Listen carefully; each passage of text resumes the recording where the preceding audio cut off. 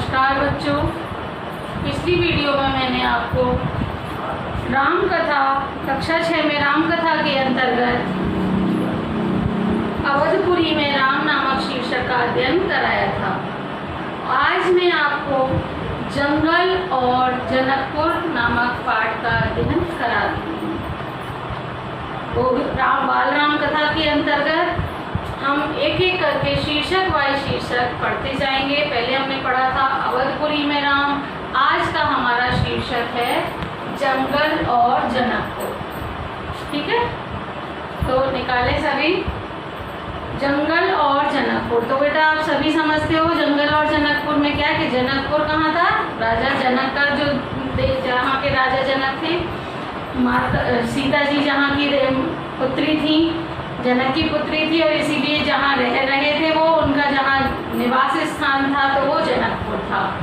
तो जनकपुर और जंगल, इनके विषय में आज की वीडियो में बताया जा रहा है। राजमहल से निकलकर महर्षि विश्वामित्र सरयू नदी की ओर बढ़े। कौन सी नदी की ओर बढ़े? सरयू नदी की ओर बढ़े। दोनों राजकुमार साथ थे। आपको पहले बताया ही था ना कि वो महर्षि विश्वामित्र उनको लेकर के राम लक्ष्मण जी को अपने यज्ञ की रक्षा के लिए उनको लेकर के जा रहे थे। तो वहीं वो जब लेकर के जाते हैं तो राजमहल से जैसे ही निकलते हैं तो वो सरयू नदी की ओर बढ़ रहे हैं। दोनों राजकुमार साथ में थे। उन्हें नदी पार करनी थी आश्रम पहुंचने के लिए। कहाँ पहुंचने के लिए? आश्रम पहुंचने के लिए उनको नदी पार करनी थी। विश्वामित्र ने अयोध्या के निकट नदी पार नहीं की। ठीक है, विश्वामित्र ने अयोध्या के निकट नदी पार नहीं की। दूर तक सरयू के किनारे किनारे चलते रहे, यानी कि नदी के किनारे किनारे पर चलते रहे। उन्होंने वहां से नदी पार नहीं की। दक्षिणी तट पर, उसी तट पर जिस पर अयोध्या नगरी थी, मतलब वो जिस तट पर अयोध्या नगरी थी उसी किनारे पर वह किनारे किनारे पर चलते रहे। वे चलते रहे नदी के घुमाव के साथ साथ। जैसे जैसे नदी का घुमाव था जिधर की साइड, वे उसी किनारे किनारे पर नदी के सरयू नदी के किनारे पर चलते रहे। राजमहल पीछे छूट गया। उसकी आखिरी बस्ती भी निकल गई। जो अयोध्या नगरी थी उसकी जो आखिरी बस्ती थी नदी के किनारे की तरफ, वो भी निकल चुकी थी, उसको भी पीछे छोड़ दिया। चलते चलते एक तीखा मोड़ आया। तीखा माने तेज, नुकीला। तीखा मोड़ आया तो सब कुछ दृष्टि से ओझल हो गया। यानी कि वो ऐसा मोड़ आया, पीछे अयोध्या की नगरी का उनको कुछ भी दिखाई नहीं दे रहा था। राम और लक्ष्मण ने एक बार भी पीछे मुड़कर नहीं देखा। उनकी नजर सामने थी, महर्षि विश्वामित्र के सधे कदमों की ओर। विश्वामित्र के जो कदम चल रहे थे सिर्फ उसी के कदम की लय पर, उनके कदम के पीछे पीछे वे चलते चले जा रहे थे। सूरज की चमक धीमी पड़ने लगी, शाम होने लगी। सूरज की चमक यानी कि सूरज ढलने की ओर आने लगा और शाम का समय होने लगा, शाम होने लगी। राजकुमार के चेहरों पर थकान का कोई चिन्ह नहीं था, उत्साह था उनके मन में। उनके चेहरे पर थकान की कोई भी निशान नहीं था। उनको ऐसा लग नहीं रहा था कि थक गए हैं, उत्साह था।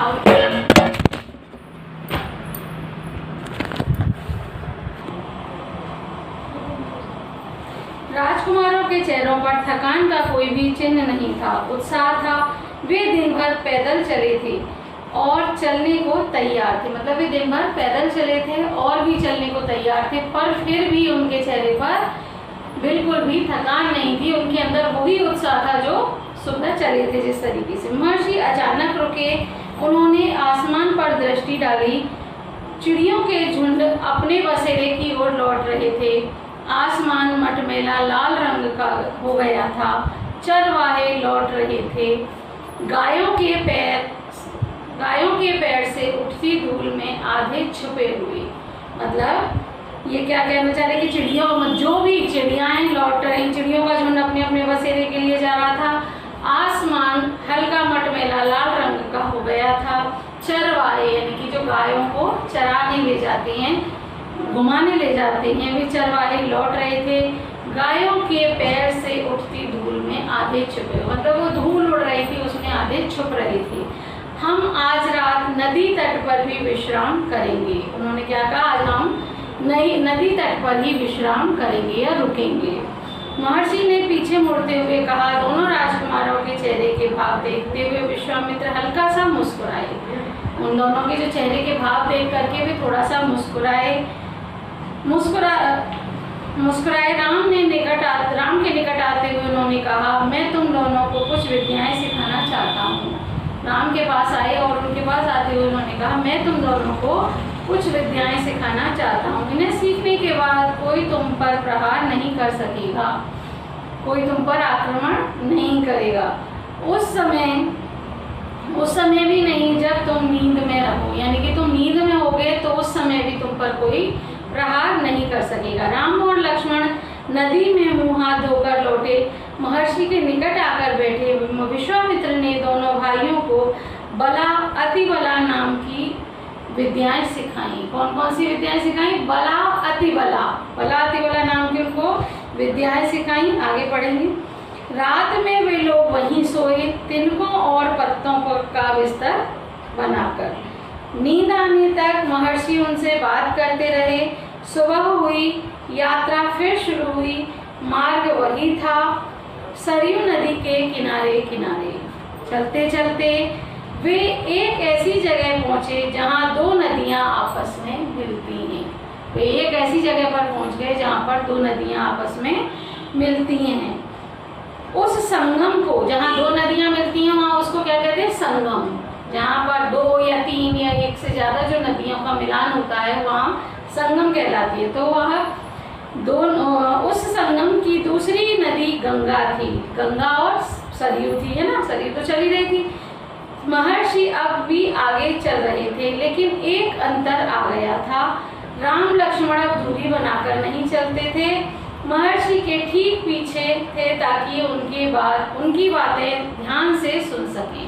मतलब पहले तो क्या था, आगे महर्षि चल रहे थे, फिर रामचंद्र जी चल रहे थे, फिर उनके दो कदम पीछे लक्ष्मण जी चल रहे थे। लेकिन अब इसमें क्या था कि वे दोनों उनके साथ साथ चल रहे थे, पीछे पीछे, जिससे कि वे उनकी बात को ध्यान से सुन सकें। महर्षि रास्ते में पड़ने वाले आश्रमों के बारे में, वहाँ के लोगों के बारे में, वृक्षों वनस्पतियों के संबंध में स्थानीय इतिहास उसमें शामिल होता था। मतलब जो वो बात करते जा रहे थे, जो बताते जा रहे थे, तो उसमें क्या क्या चीज़ें शामिल थी? रास्ते में पड़ने वाले जो आश्रम थे, ये किस मुनि का आश्रम है, ये किस ऋषि का आश्रम है, ये सब बता रहे थे। और वहाँ के लोगों के बारे में, पेड़ों और वनस्पतियों के बारे में, और स्थानीय इतिहास, वहाँ का जो स्थानीय उनकी पुरानी प्राचीन इतिहास के बारे में भी वार्तालाप शामिल था। आगे की यात्रा कठिन थी, जंगलों से होकर। उससे पहले उन्हें नदी पार करनी थी। रात में ऐसा करना महर्षि विश्वामित्र को उचित नहीं लगा। तीनों लोग वहीं रुक गए, संगम पर बने एक आश्रम में। कहाँ रुके? संगम पर एक आश्रम बना हुआ था, वहां पर वे तीनों रुक गए। अगली सुबह उन्होंने नाव से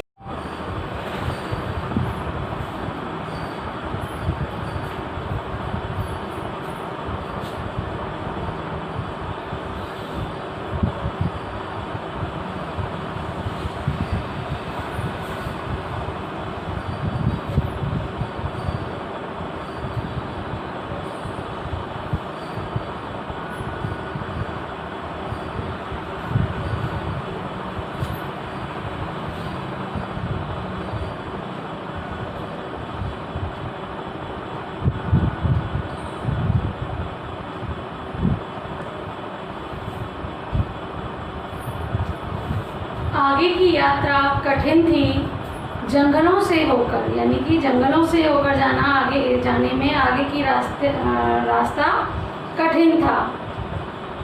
उससे पहले उन्हें नदी पार करनी थी। रात में ऐसा करना महर्षि विश्वामित्र को उचित नहीं लगा।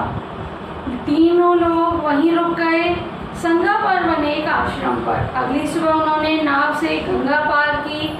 नदी पार कर जंगल था, घना, दुर्गम, सूरज की किरणें धरती तक नहीं पहुंचती थीं। इतना घना, वह डरावना भी था। दुर्गम माने कठिन।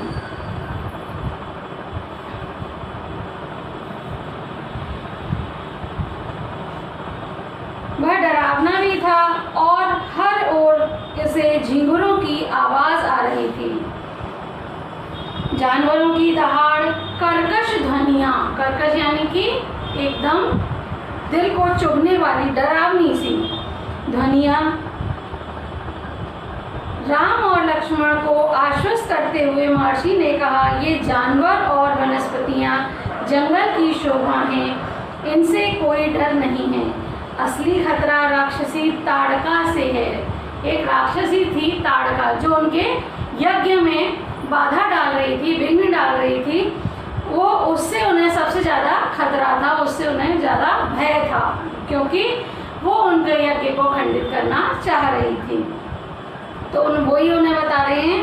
राम और लक्ष्मण को आश्वस्त करते हुए, आश्वस्त मतलब उनको समझाते हुए, सांत्वना देते हुए महर्षि ने कहा, ये जानवर और वनस्पतियां तो जंगल की शोभा हैं, इनसे कोई डर नहीं है। असली खतरा राक्षसी ताड़का से है, वह यहीं रहती है।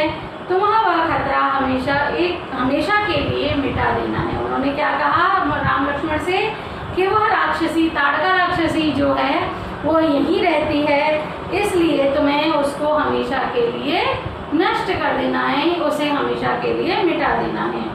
ताड़का के डर से कोई उस वन में नहीं आता है, जो भी आता ताड़का उसे मार डालती है। ताड़का का इतना डर था कि कोई भी उस जंगल में नहीं आता था, और जो भी आता था तो ताड़का उसको मार डालती थी, अचानक आक्रमण कर देती। उसका डर इतना था कि उस सुंदर वन का नाम ताड़का वन रख दिया गया। क्या पड़ गया उसका नाम? ताड़का वन। उस वन का नाम ताड़का राक्षसी के नाम पर रख दिया और उसे ताड़का वन कहने लगे। राम ने महर्षि की आज्ञा मान ली, धनुष पर प्रत्यंचा चढ़ाई। धनुष की डोरी जो होती है उसे कहते हैं प्रत्यंचा।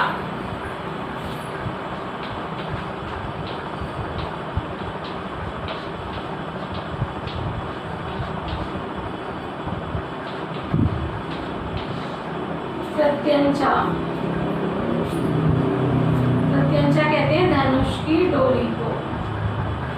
इसको इस तरीके से भी लिख सकते हैं और ऐसे भी लिख सकते हैं।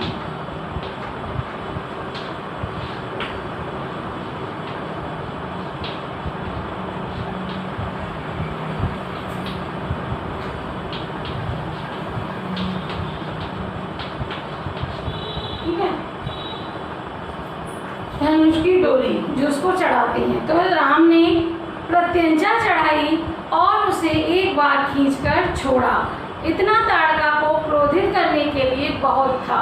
उन्होंने जैसे ही उसको डोरी को चढ़ाई और उसे पकड़ करके खींचा और छोड़ दिया, तो ताड़का के लिए इतना डराना ही काफ़ी था। तो इतना ताड़का को क्रोधित करने के लिए, उसको क्रोध में आने के लिए इतना ही काफ़ी था। टंकार सुनते ही क्रोध से बिलबिलाई ताड़का गरजती हुई राम की ओर दौड़ी।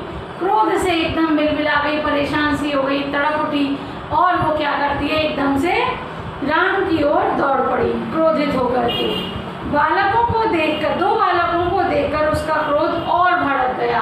क्यों भड़का? क्योंकि वो बालक नजर आ रहे थे और वो राक्षसी थी, तो उनको देख करके उसका ताड़का का क्रोध और तेज हो गया। भड़कना मतलब तेज होना। जंगल में जैसे तूफान आ गया, विशालकाय पेड़ कांप उठे। विशालकाय माने बहुत बड़े बड़े, लंबे लंबे बड़े बड़े पेड़, बहुत विशाल। विशालकाय पेड़ कांप उठे। जंगल में ऐसा लगा जैसे तूफान आ गया है, एकदम से उसके क्रोध से सब हिलने लग गए और बड़े बड़े पेड़ भी हिलने लगे, पत्ते टूटकर इधर उधर उड़ने लगे। बड़े पत्ते इधर उधर जैसे टूट करके इधर उधर उड़ने लगे। धूल का घना बादल छा गया, उसमें कुछ दिखाई नहीं पड़ता था। फिर ताड़का ने पत्थर बरसाना शुरू कर दिए। राम ने उस पर बाण चलाए, लक्ष्मण ने भी निशाना साधा। राम तो उस पर बाण चलाते रहे और लक्ष्मण भी उस पर निशाना साध रहे थे, निशाना लगा रहे थे। ताड़का बाणों से गिर गई। राम का एक बाण उसके हृदय में लगा, वह गिर पड़ी, फिर नहीं उठी। क्या हुआ? राम का एक बाण, राम उस पर बाणों की वर्षा कर रहे थे और लक्ष्मण भी निशाने साध रहे थे। फिर क्या हुआ कि राम का एक बाण उसकी छाती में लगा, उसके सीने में लगा और वो गिर करके जमीन पर गिर पड़ी और फिर नहीं उठी। विश्वामित्र बहुत प्रसन्न हुए, उन्होंने राम को गले लगा लिया। उन्होंने दोनों राजकुमारों को 100 तरह के नए अस्त्र शस्त्र दिए, उनका प्रयोग करने की विधि बताई, उनका महत्व समझाया। ठीक है, उन्होंने क्या किया, उनको बहुत तरह के नए अस्त्र शस्त्र दिए और उनके प्रयोग किस तरह से किसका प्रयोग किया जाता है इसकी विधि बताई, इसका तरीका बताया और उसका महत्व समझाया। उसका क्या महत्व है? तो विधि का मतलब होता है तरीका, इंग्लिश में कहते हैं इसको स्टाइल। ठीक है,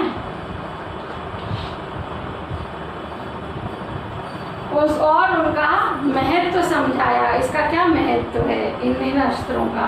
महर्षि का आश्रम वहाँ से अधिक दूर नहीं था, लेकिन अब तक रात हो चली थी।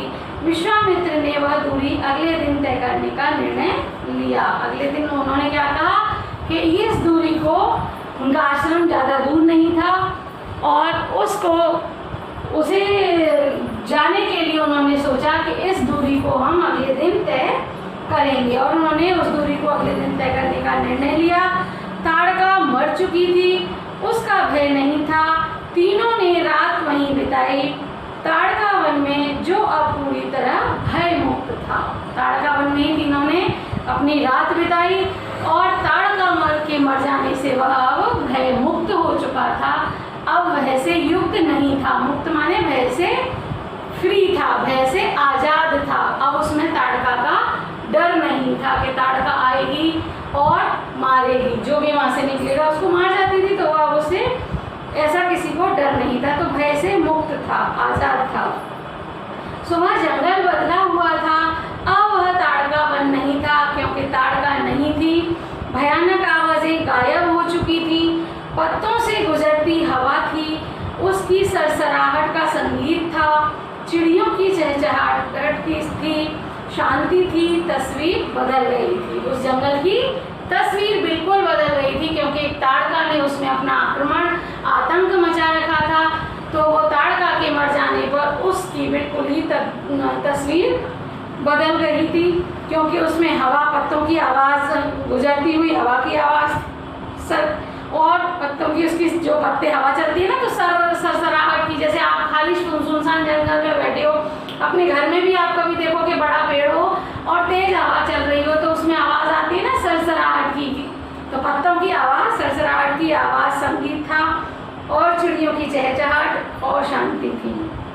सिद्धाश्रम का अंतिम पड़ाव था महर्षि का आश्रम।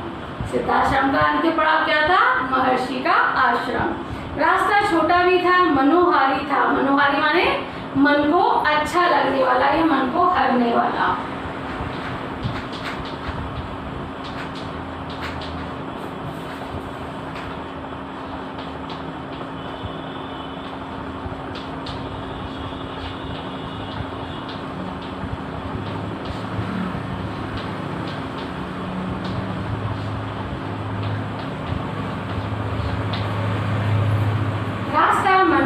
भी था। प्राकृतिक सौंदर्य का आनंद लेते तीनों लोग जल्दी ही आश्रम पहुंच गए। आश्रम वासियों ने उनकी आगवानी की। आगवानी माने स्वागत।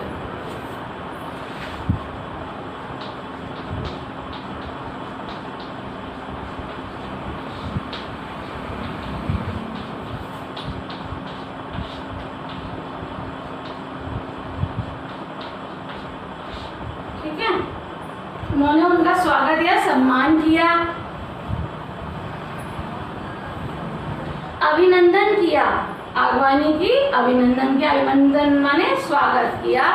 उनकी प्रसन्नता दुगनी हो गई थी। महर्षि विश्वामित्र के आश्रम लौटने की खुशी, राम लक्ष्मण के आगमन का सुख, यानी कि महर्षि अपने आश्रम को लौट रहे थे, इसकी खुशी थी और राम लक्ष्मण के आने से उस आश्रम में सुख का अनुभव हो रहा था, तो वह इसकी प्रसन्नता थी। विश्वामित्र यज्ञ की तैयारी में लग गए। अनुष्ठान प्रारंभ हुआ। आश्रम की रक्षा की जिम्मेदारी राम लक्ष्मण को सौंपकर महर्षि आश्वस्त थे, यानी कि विश्वामित्र अपने उसमें अनुष्ठान की तैयारी में लग गए और अनुष्ठान प्रारंभ कर रहे थे तो आश्रम की रक्षा की, आश्रम में जहाँ पर वो हवन यज्ञ करेंगे, अनुष्ठान करेंगे, उसकी जिम्मेदारी उन्होंने राम लक्ष्मण को सौंप करके वे आश्वस्त थे, यानी कि बेफिक्र थे। अनुष्ठान अपने अंतिम चरण में था, पूरा होने वाला था कुछ ही दिनों में। 5 दिन तक सब ठीक ठाक चलता रहा, शांति से निर्विघ्न। लगता था कि राजकुमारों की उपस्थिति ने ही राक्षसों को भगा दिया है। राम और लक्ष्मण ने यज्ञ पूरा होने तक न सोने का निर्णय किया। वे लगातार जागते रहे, चौकस रहे, कमर में तलवार, पीठ पर तुणीर, हाथ में धनुष प्रत्यंचा चढ़ी हुई थी। हर स्थिति के लिए तैयार थे, मतलब वो राक्षसों से लड़ने के लिए हर तरीके से तैयार थे। उनके हाथ में धनुष था, पीठ पर तुणीर बंधा हुआ था और धनुष की प्रत्यंचा चढ़ी हुई थी। वे रात में सोने तक का उन्होंने न सोने का निर्णय लिया कि हम रात में नहीं सोएंगे। तो हर स्थिति के लिए वे तैयार थे। अनुष्ठान का अंतिम दिन अचानक भयानक आवाजों से आसमान भर गया। आखिरी दिन जिस दिन था उस दिन भयानक आवाजें गूंजने लगी, आकाश में से तरह तरह की आवाजें आने लगी। वो राक्षस आ गए तो आकाश भयानक आवाजों से भर गया। सुबाहु और मारीच ने राक्षसों के दलबल के साथ आश्रम पर धावा बोल दिया। सुबाहु और मारीच ने क्या किया? आश्रम पर धावा बोल दिया। मारीच क्रोधित था, यज्ञ के अलावा भी मारीच क्या था? क्रोधित था इस बात से कि राम लक्ष्मण ने उसकी माँ को मार डाला था। वो कौन था? ताड़का का पुत्र था। मारीच कौन था? राक्षसी ताड़का का पुत्र था। तो वो इसलिए और क्रोधित था। तो वो ये कह रहे हैं कि मारीच क्रोधित था यज्ञ के अलावा भी इस बात से कि राम लक्ष्मण ने उसकी माँ को मार डाला था, ताड़का को। राम ने राक्षसों का हमला होते ही कार्रवाई की, धनुष उठाया और मारीच को निशाना बनाया। मारीच बाण लगते ही मूर्छित हो गया। मूर्छित माने बेहोश हो गया। मारीच के एक बाण लगा, वह मूर्छित हो गया। मारीच बाण के वेग से बहुत दूर जाकर गिरा। बाण की जो गति थी, बाण की जो चाल थी, उससे वो बहुत दूर जाकर के गिर पड़ा। समुद्र के किनारे वह मरा नहीं। जब होश आया तो उठकर दक्षिण दिशा की ओर भाग गया। जब वह मरा नहीं था और गिर पड़ा था बेहोशी आकर के, और जब उसे होश आया तो वो किस दिशा की ओर भागा? दक्षिण दिशा की ओर दौड़ गया या भाग गया। राम का दूसरा बाण सुबाहु को लगा, उसके प्राण वहीं निकल गए। सुबाहु के मरने पर राक्षस सेना में भगदड़ मच गई। वे चीखते चिल्लाते भागे। सुबाहु जैसे ही मरा, मारीच तो चला ही गया दक्षिण दिशा की ओर, और जैसे ही सुबाहु के बाण लगा और वो मर गया तो राक्षस चीखने चिल्लाने लगे और भाग गए। कुछ लक्ष्मण के बाणों का शिकार हुए, अन्य जान बचाकर भाग खड़े हुए। कुछ क्या हुआ था? लक्ष्मण के बाणों का शिकार हुए, कुछ लक्ष्मण के बाणों से मारे गए और कुछ अन्य जान बचा करके भाग गए। महर्षि विश्वामित्र का अनुष्ठान संपन्न हुआ, समाप्त हुआ। राम ने महर्षि को प्रणाम करते हुए पूछा, अब हमारे लिए क्या आज्ञा है मुनिवर? अब रामचंद्र जी ने उनको क्या किया कि महर्षि विश्वामित्र को प्रणाम करा और उनसे पूछा कि अब हमारे लिए क्या आज्ञा है मुनिवर? महर्षि ने राम को गले लगाया और कहा, हम लोग यहाँ से मिथिला जाएंगे, महाराज जनक के यहाँ। उन्होंने कहा हम यहाँ से मिथिला जाएंगे। आपको पता है सीता जी को मिथिलेश भी इसीलिए कहा जाता है क्योंकि वे मिथिला की राजकुमारी थी, मिथिला नरेश की पुत्री थी, इसलिए वे मिथिलेश भी कहलाती हैं। तो उन्होंने कहा कि हम अब यहाँ से मिथिला जाएंगे महाराज जनक के यहाँ। विदेहराज, उन्होंने वैदेही भी कहा जाता है, विदेहराज के यहाँ। उन्होंने कहा विदेहराज के दरबार में मैं चाहता हूँ कि तुम दोनों मेरे साथ चलो, उनके आयोजन में हिस्सा लेने। उनके यहाँ जो आयोजन था, किसका? स्वयंवर का आयोजन हो रहा था, तो उनके आयोजन का हिस्सा लेने।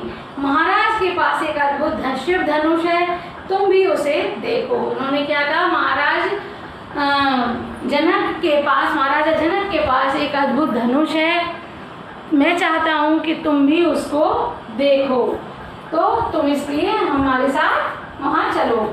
तो राजा जनक, राम और लक्ष्मण अगली यात्रा को लेकर उत्साहित थे, प्रसन्न थे, उत्साह था उनके में। नए स्थान देखने और जानने का अवसर भी था, नई जगह पर देखने का, नई जगह को देखने का और उसको जानने समझने का नया अवसर भी था। सोन नदी पार कर विश्वामित्र मिथिला की सीमा के पास पहुंचे। सोन नदी पार की उन्होंने और वे मिथिला की सीमा के पास पहुंच गए अपने शिष्यों और राजकुमारों के साथ। उन्होंने कौन सी नदी पार की थी? सोन नदी। सोन नदी पार करके वे महर्षि विश्वामित्र मिथिला की सीमा के पास पहुंच गए। मिथिला सीमा यानी कि जो मिथिला नरे गांव का वो जगह थी, नगर था, उसके पास, उस सीमा के पास पहुंच गए अपने शिष्यों और राजकुमारों के साथ। अपने शिष्य यानी कि अपने शिष्य राम और लक्ष्मण और राजकुमार राम और लक्ष्मण, तो वो दो राजकुमार भी थे और उनके शिष्य थे। तो अपने शिष्यों और राजकुमारों के साथ वे गौतम ऋषि के आश्रम से होते हुए नगर में पहुंचे। वे गौतम ऋषि के आश्रम की से होते हुए कहाँ पहुंच गए? नगर की ओर पहुंच गए। राजा जनक ने महल से बाहर आकर विश्वामित्र का स्वागत किया। राजा जनक को जब ये पता चला कि महर्षि विश्वामित्र आ रहे हैं तो वे अपने महल से बाहर आए और उनका स्वागत सम्मान किया। तभी उनकी दृष्टि राजकुमारों पर पड़ी। जब भी उनकी दृष्टि उन दोनों राजकुमारों पर पड़ी, विदेहराज चकित रह गए। उनको देख करके वे आश्चर्यचकित रह गए। वे स्वयं को रोक नहीं पाए। महर्षि से पूछा, ये सुंदर राजकुमार कौन है? उन्होंने महर्षि से पूछा, वे अपने आप को नहीं रोक पाए और महर्षि से पूछ बैठे कि ये दोनों राजकुमार कौन हैं? मैं इनके आकर्षण से खींचता जा रहा हूँ। इनकी जो आकर्षण है, इनकी जो सुंदरता है, उससे मैं खिंचता चला जा रहा हूँ। इनकी ओर मैं इतना आकर्षित हो गया हूँ, मैं इनकी आकर्षण को देख करके मैं इनकी ओर खिंचता चला जा रहा हूँ। ये राम और लक्ष्मण है, महाराज दशरथ के पुत्र। महर्षि विश्वामित्र ने क्या कहा कि ये राजा दशरथ के पुत्र राम और लक्ष्मण हैं। मैं इन्हें अपने साथ लाया हूँ आपका अद्भुत धनुष दिखाने। मैं इनको अपने साथ आपका अद्भुत धनुष दिखाने के लिए लाया हूँ। विदेहराज ने महर्षि, उनके शिष्यों और राजकुमारों को ठहरने की व्यवस्था की। उन्होंने क्या कहा? विदेहराज ने महर्षि और उनके जो अन्य शिष्य भी गए थे और राजकुमारों के ठहरने की व्यवस्था की। एक सुंदर उद्यान में, एक सुंदर बगीचे में उन्होंने क्या किया? उनके ठहरने की व्यवस्था की।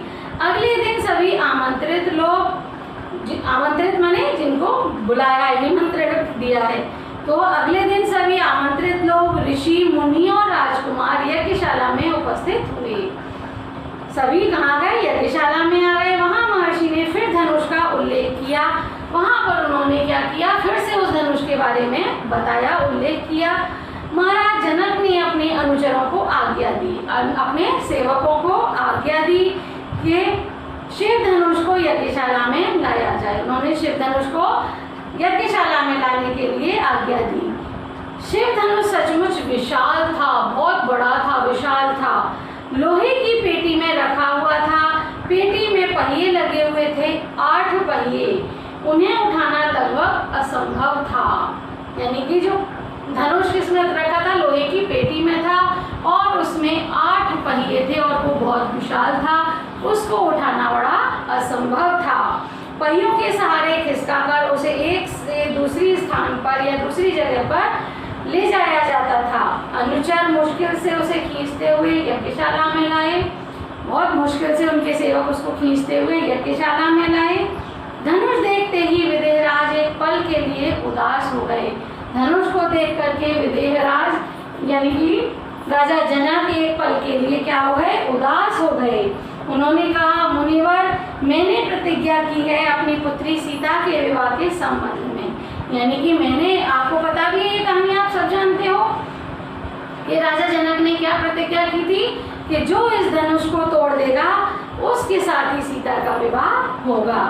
तो वो यही बताना चाह रहे थे उनको कि उन्होंने कहा, मुनिवर, मैंने प्रतिज्ञा की है अपनी पुत्री सीता के इस विवाह के संबंध में। जो यह धनुष उठाकर उस पर प्रत्यंचा चढ़ा देगा उसी के साथ सीता का विवाह होगा।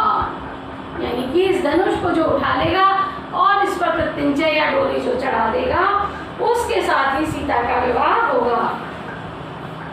अनेक राजकुमारों ने सके। और अन्य राजकुमारों ने भी इसको उठाने का प्रयास किया, लेकिन वे उठाना तो दूर हो, इसको हिला भी न सके। प्रत्यंचा क्या चढ़ाते, प्रत्यंचा तो जब चढ़ाते जब वो हिला ही नहीं सके इसको। विदेहराज का संकेत समझकर महर्षि विश्वामित्र ने राम से कहा, उठो वत्स, यह धनुष देखो। उन्होंने उनकी जो संकेत था उसको सुनकर के उन्होंने क्या कहा, राम से कहा कि उठो पुत्र, अब इस धनुष को देखो। राम ने सिर झुकाकर गुरु आज्ञा स्वीकार की। राम ने सिर झुकाकर के गुरु की आज्ञा को स्वीकार किया, आगे बढ़े, पेटी का ढक्कन खोल दिया।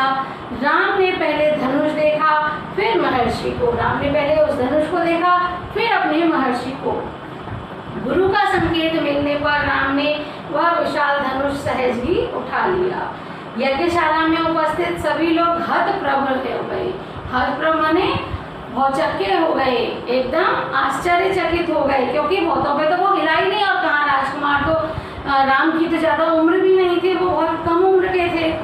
तो इसकी प्रत्यंचा चढ़ा दूं मुनिवर, राम ने पूछा। राम ने उसको धनुष को उठाया और पूछा कि मुनिवर इसकी प्रत्यंचा चढ़ा दूं? तो अवश्य, यदि ऐसा कर सकते हो। उन्होंने आज्ञा दी, महर्षि विश्वामित्र ने आज्ञा दी कि अवश्य जरूर चढ़ा दो अगर ऐसा कर सकते हो तो। विदेहराज चकित थे। राम ने आसानी से धनुष झुकाया, उसे दबाकर प्रत्यंचा खींची। दबाव से धनुष बीच से टूट गया। जैसे उन्होंने दबा करके उसकी प्रत्यंचा खींचकर चढ़ाना चाह रहे थे, इतने में ही वह टूट गया, उसके दो टुकड़े हो गए। बच्चों के खिलौने की तरह, जैसे बच्चों का खिलौना दो पल में टूट जाता है, ऐसे ही वो धनुष टूट गया और उसके दो टुकड़े हो गए। यज्ञशाला में सन्नाटा छा गया, सब चुप थे, एक दूसरे की ओर देख रहे थे। सब चुपचाप से एक दूसरे की ओर देख रहे थे कि ये इतने बड़े बड़े, इतने महान राजा राजकुमार आए थे, बड़े दूर दूर से उन्होंने जो बुलाए थे, आमंत्रित किए थे, तो उनसे तो वो धनुष हिला तक नहीं, और कहाँ राम ने उसे उठाया और प्रत्यंचा चढ़ाने लगे, जैसे ही वो टूट गया। सभागार की चुप्पी महाराज जनक ने तोड़ी, यानी कि सभा में आने वाले सभी लोगों की चुप्पी किसने तोड़ी? राजा जनक ने। उनकी खुशी का ठिकाना न था। उन्हें सीता के लिए योग्य वर मिल गया था। उनकी प्रतिज्ञा पूरी हुई। जनक राज ने कहा, मुनिवर आपकी अनुमति हो तो मैं महाराज दशरथ के पास संदेश भेजूं। उनकी खुशी का ठिकाना नहीं था, क्योंकि उन्हें सीता के लिए योग्य वर मिल चुका था। और उन्होंने महाराज मुनिवर से पूछा कि अगर मुनिवर आपकी आज्ञा हो, आपकी अनुमति हो, तो मैं महाराजा दशरथ के पास संदेश भेजूं, बारात लेकर आने का निमंत्रण। मतलब उनके पास बारात लेके आने का निमंत्रण का ये मैं संदेश भेजूं, अगर आपकी आज्ञा हो। तो यह शुभ संदेश उन्हें शीघ्र भेजना चाहिए। यह शुभ संदेश उनको हमें जल्दी ही भेजना चाहिए। महर्षि की अनुमति से दूत अयोध्या पे भेजे गए। सबसे तेज चलने वाले रथों से इस बीच जनकपुर में धूम मच गई। बारात के स्वागत की तैयारियां होने लगी। नगर की प्रसन्नता चरम पर थी, यानी कि नगर में जो प्रसन्नता थी वो क्या थी? बहुत चरम सीमा पर थी, बहुत ऊंचाई पर थी। उसकी खुशी का ठिकाना नहीं था, प्रसन्नता का कोई ठिकाना नहीं था। महाराज जनक का संदेश मिलते ही अयोध्या में भी खुशी छा गई। आनन फानन में बारात की तैयारी हुई। हाथी, घोड़े, रथ, सेना, बारात को मिथिला पहुंचने में 5 दिन लग गए। कितने दिन लगे? पहले तो बस वगैरह नहीं थी, बारात ऐसे ही जाया करती थी, तो जल्दी जल्दी में आनन फानन माने जल्दी में उन्होंने बारात तैयार की। हाथी, घोड़े, रथ और सेना सबको लेकर के बारात को मिथिला जनकपुर जाने में कितना 5 दिन लग गए। जनकपुरी जगमगा रही थी। हर मार्ग पर तोरण द्वार, हर जगह फूलों की चादर, एक एक कोना सुवासित। हर घर के प्रवेश द्वार पर बंधनवार, एक एक घर के से मंगल गीत। मुख्य द्वार पर दर्शकों की अपार भीड़, खिड़कियों और छज्जों से झांकती महिलाएं। एक नजर राम को देख लें, राम सीता की जोड़ी दिख जाए। मतलब कैसे झांक रही थी वो लेडीजें, सारी महिलाएं क्या झांकना चाह रही थी कि एक नजर हमको राम और सीता की दिख जाए तो हमारा मन प्रसन्न हो जाए, मन संतुष्ट हो जाए। विवाह से ठीक पहले विदेहराज ने महाराज दशरथ से कहा, राजन, राम ने मेरी प्रतिज्ञा पूरी कर बड़ी बेटी सीता को अपना लिया। मेरी इच्छा है कि छोटी पुत्री उर्मिला का विवाह लक्ष्मण से हो जाए। उन्होंने क्या कहा कि राम का विवाह तो सीता से हो ही गया, मेरा तो यह प्रतिज्ञा थी कि जो धनुष को प्रत्यंचा चढ़ा देगा, उठा लेगा, तो उसके साथ सीता का विवाह करूंगा। तो राम ने प्रत्यंचा धनुष उठाया, तो राम के लिए तो सीता के लिए तो राम हो गया, और दूसरी बेटी जो मेरी है वो मेरी उर्मिला के लिए लक्ष्मण के साथ हो जाए। मेरे छोटे भाई कुशध्वज की भी 2 पुत्रियां हैं, मांडवी और श्रुतकीर्ति, उनकी 2 और बेटी थी, छोटे भाई की लड़कियां थी। तो उन्होंने कहा मेरे 2 छोटे भाई की 2 पुत्रियां हैं, मांडवी और श्रुतकीर्ति, कृपया उन्हें भरत और शत्रुघ्न के लिए स्वीकार करें। राजा दशरथ ने यह प्रस्ताव तत्काल मान लिया। उन्होंने यह उनके प्रस्ताव को तुरंत मान लिया। विवाह के बाद बारात कुछ दिन जनकपुरी में रुकी। बाराती बहुओं को लेकर अयोध्या लौटे तो रानियों ने पुत्र वधुओं की आरती उतारी, स्त्रियों ने फूल बरसाए, शंख की आवाज, शंख ध्वनि से गलियां गूंजने लगी। यह आनंदोत्सव लगातार कई दिनों तक चला। उनके घर वहाँ अयोध्या में भी यह आनंद का उत्सव कई दिन तक चलता रहा। तो ये बच्चों, ये थी हमारी जंगल और जनकपुर, यानी कि पहले जंगल की कथा थी, फिर वे जब जनकपुर पहुँचे तो उसकी कथा के बारे में उन्होंने बताया। तो आपको पता ही है कि ये सारी कहानी, फिर उनका विवाह हुआ। अब इसके बाद अगला शीर्षक है आपका 2 वरदान।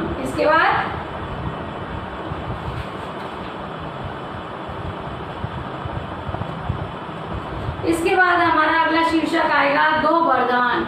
रानी कैकेयी राजा से 2 वरदान मांगेंगी। अभी तक तो वहाँ खुशियों की लहरें छा रही थी, जैसे ही रानी कैकेयी 2 वरदान मांगेंगी तब वहाँ पर क्या होगा ये देखेंगे हम अगले वीडियो में।